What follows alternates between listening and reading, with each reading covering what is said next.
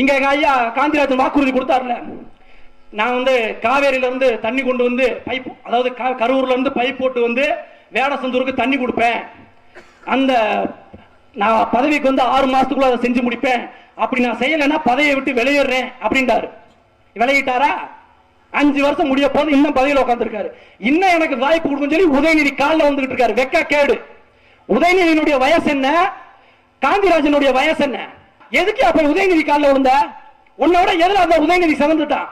உன்னுடைய அனுபவம் உதயநிதியுடைய வயது. ஏன் உதயநிதிக்கு அரசியல் அனுபவம் என்பது என்னை விட கம்மி. நான் முதல் வழக்கு போராட்ட வழக்கு வாங்கினது 2016. உதயநிதி அரசியலுக்கு வந்தது 2021 தான்டா. 1000 தான் இருக்கட்டும். என்னுடைய எம்எல்ஏ, என் தொகுதியினுடைய எம்எல்ஏ, நான் அவருக்கு ஓட்டு போட்டேன் போடல, அவரை எதிர்த்து அரசியல் பண்றோம் வேற, அது வேற.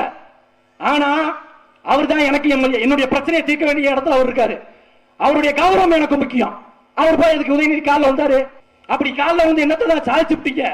எதுக்கு இன்னும் போய் ஒரு தமிழ் இனத்துல பெரும்பான்மை இனத்துல இருக்கக்கூடிய ஒரு தமிழ் மகன் போயிட்டு 2 ஆம்னி பஸ் தான் கருணாநிதி வகைராக்களை ஏத்துனீங்கன்னா 2 ஆம்னி பஸ் தான் ஒரு தமிழ்நாட்டில் அவங்களோட மொத்த மக்கள் தொகையே அவ்வளவுதான். அவன் காலில் போய் வந்து கிடக்குறீங்க. நம்ம எல்லாம் ஒன்றா இருந்தா இன்னைக்கு நம்மள ஒருத்தன் அரசியல் அதிகாரம் பெற்று முதலமைச்சர் ஆயிருக்கலாம்ல. 1/4 நூற்றாண்டு இந்த தமிழ்நாட்டை ஆண்டுட்டான். 5 முறை திமுக ஆட்சி அதிகாரத்துக்கு வந்துருச்சு. கோடிக்கணக்கில் இருக்க நம்மள ஒருத்தன் கூட இன்னும் ஆளம் இல்லை. ஏன்? நம்மளுக்கு ஒத்து போகாது. நம்மளுக்கு அடுத்த சாதி கூட போய் அந்த சாதியோட போய் நம்ம பழகிறதா? அப்ப கருணாநிதி வீட்டு சாதி மட்டும் இன்னைக்குதான் உனக்கு?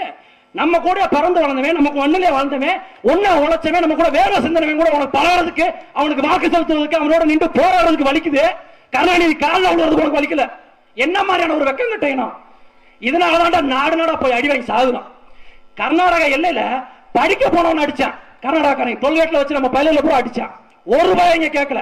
நம்ம எல்லாம் திராவிடர்கள், திராவிட மண் பெரியார் மண்ணு சொல்றாங்க இல்ல, ஒருத்தன் கேட்கல. ஏன்டா சக திராவிடனை போட்டு அடிக்கிறேன்னு சொல்லி ஒருத்தன் கேட்கல. நம்ம எல்லாம் இந்துக்கள் சொல்றாங்க பிஜேபி காரன், ஒருத்தன் கேட்கல. எதுக்குடா ஒரு ஹிந்து இன்னொரு ஹிந்துவை அடிக்கிறேன்னு கேட்கல. ஒரே ஒருத்தனுக்கு தான் அடிச்சிச்சு, எங்க அண்ணன் சீமானுக்கு மட்டும்தான். அவன் தான் கேட்டான், எதுக்கு என் தமிழ் மாணவனை அடிக்கிறேன்?